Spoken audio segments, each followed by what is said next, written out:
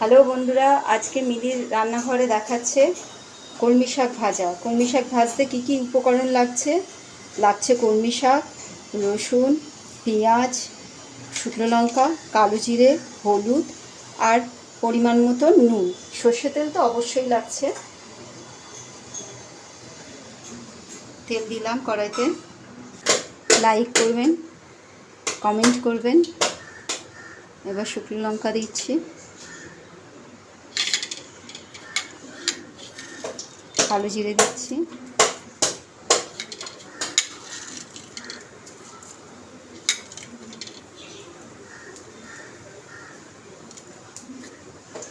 এগুলো একটু ভাজা হয়ে গেলে তারপরে রসুন আছে, এবারে দেবো রসুন।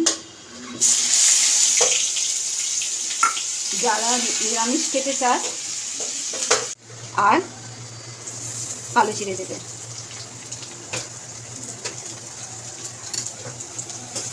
এগুলো ভালো করে ভেজে নেব। লাল লাল করে ভাজা হয়ে গেছে, এবারে শাকগুলো দিয়ে দেবো।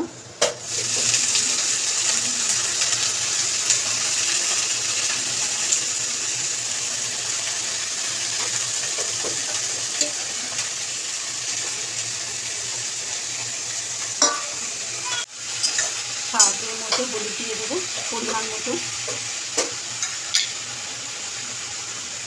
স্বাদ মতো নুন দেবো, মানে জানেন স্বাদটা কমে যায়, তো অল্প করে নুনটা দিয়ে দেবো যাতে শাকটা একটু ভালো করে মজে যায়।